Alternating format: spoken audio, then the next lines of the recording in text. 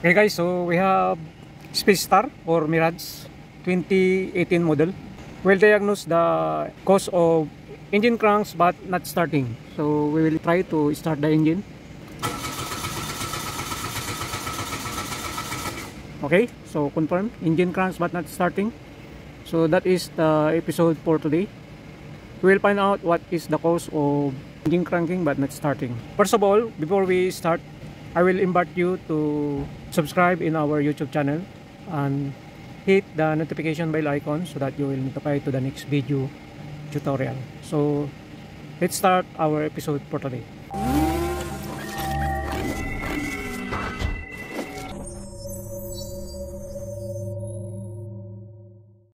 Okay, we will check with our scanner MUT3EC. Okay guys, so we will check the engine system. We will touch this check button.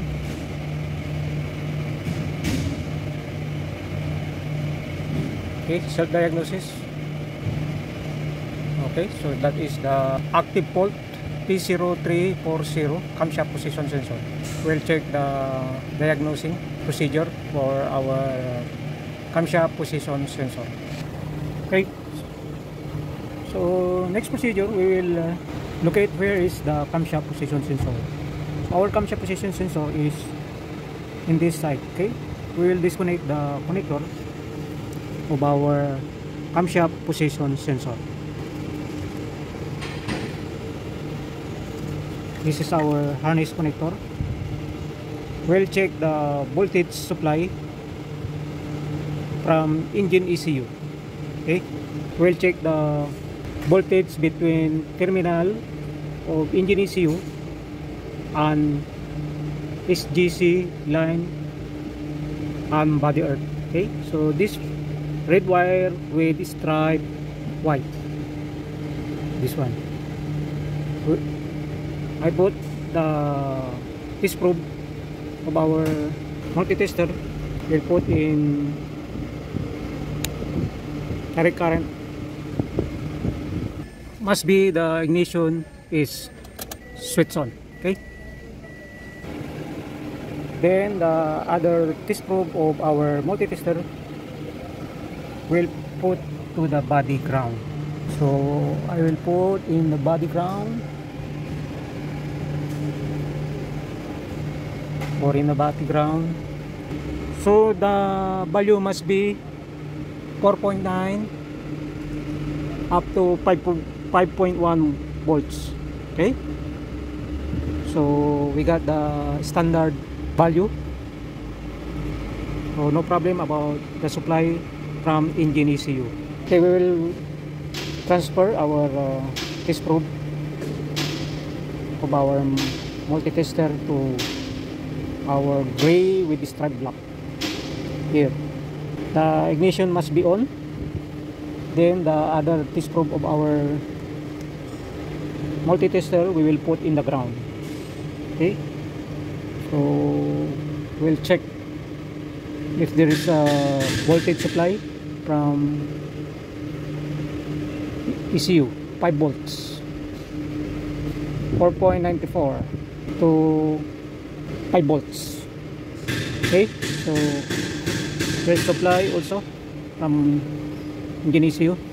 Okay guys, so next procedure we'll measure the resistance value of this yellow with the stripe black.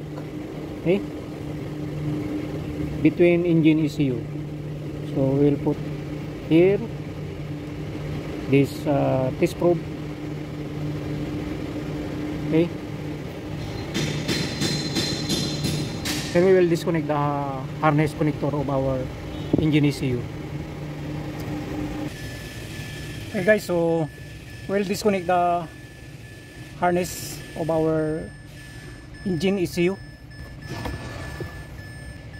We'll check the DG ground of our camshaft position sensor. We will check the red wire, terminal 18. So this is the circuit of our camshaft position sensor. So this terminal 18 of our engine harness connector, red color. There's a joint connector here, C220 and C219. So there's a joint connector here. This yellow block of our harness connector of camshaft position sensor.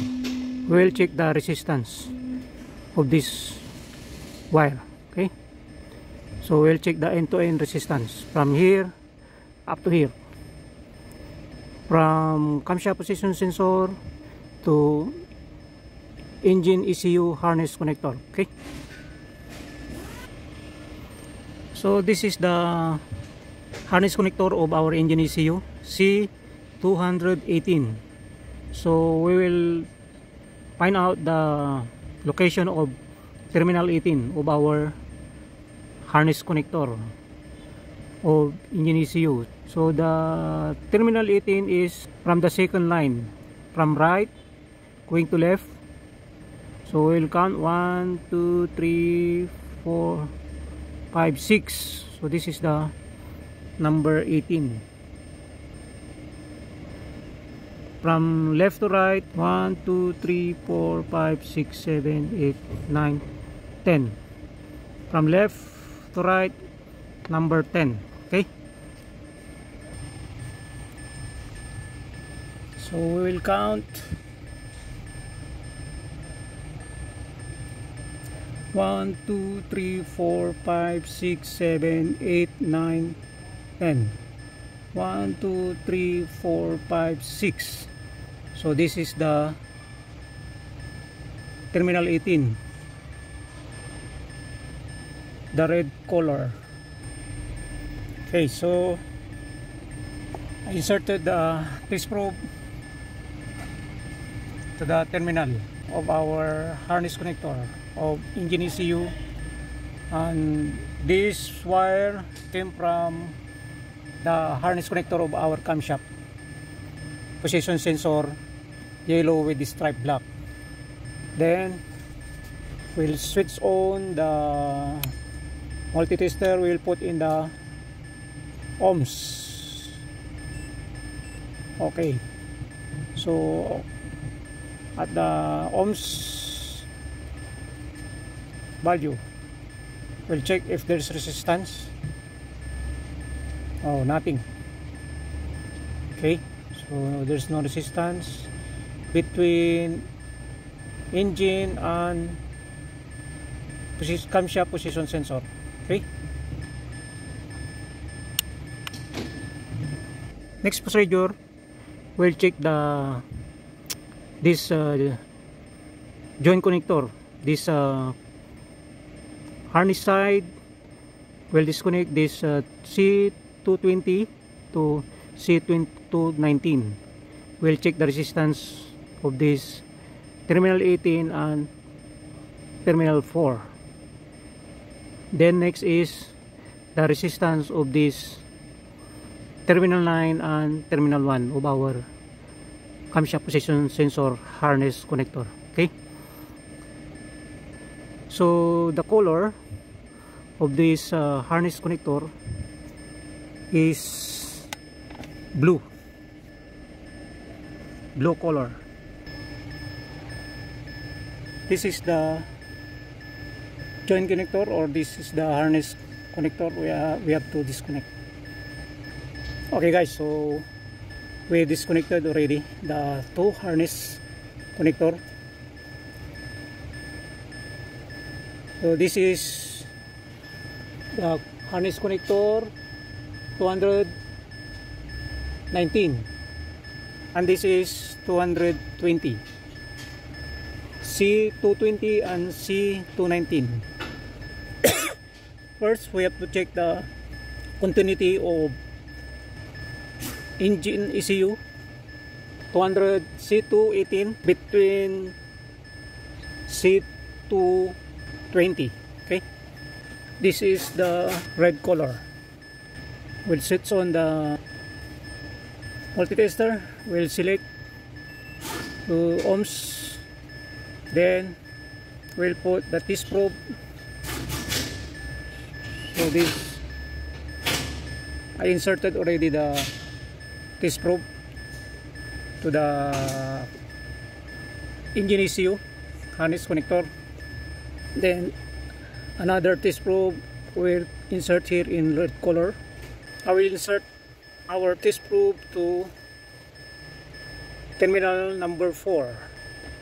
Terminal number 4 of our C220. So number 4 is red color. We'll count 1, 2, 3, 4. 1, 2, 3, 4. We'll insert here. Okay. There is resistance value 0.8, 0.7. Okay, so there is resistance value. We have to check the short circuit. Okay, so there's no short circuit. There's resistance, not open line. Check again. Okay, there is resistance. Okay, so from the engine harness ECU C218 and C220, good resistance value. There's no open line, there's no short circuit also. Now we will check the 219 and the harness of our camshaft position sensor B09. Okay, I will transfer the wire that is probe to our harness connector, this yellow with the stripe black. So from left, number 3, 1, 2, 3. Okay, here. Then this wire came from our harness connector of our camshaft position sensor. Will connect to our test probe of our tester. Okay, so no resistance, open line. Now we will check. We'll check why there's no resistance value of our terminal 1 and terminal 9 of our C219. Okay, okay guys, so we'll try to cut a piece of wire from our yellow with stripe black, then we will check the resistance. Okay, okay, this is the end of our wire that we tap on the harness side of our camshaft position sensor, the yellow with the stripe black. Then we will tap it here also, then we will check the resistance value. Okay,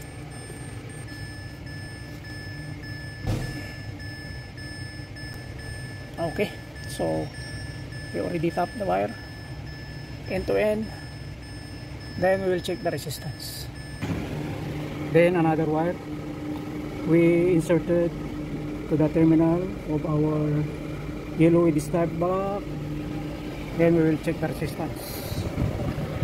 Then our test probe of our multi-tester will insert here in our yellow with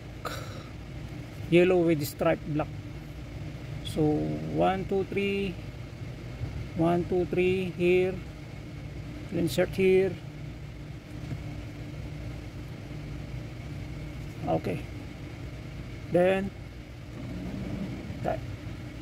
the end of the wire that we put in camshaft position sensor harness connector yellow with stripe black, we'll put our test probe. Okay, so there is resistance value. So there's a open line on this wire of our yellow with the stripe black. Okay, now there is a resistance value, so we will connect our connector.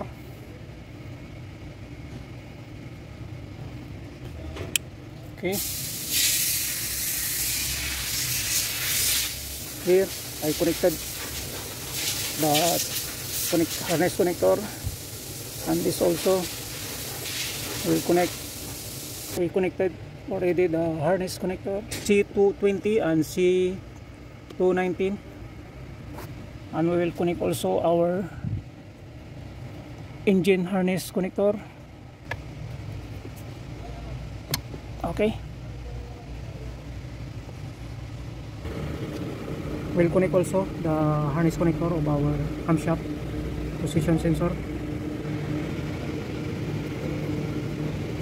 Okay, then we will try to start the engine.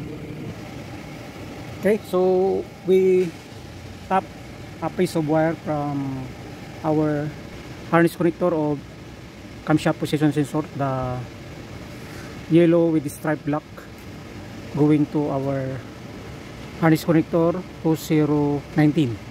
Okay, then we will try to start our engine.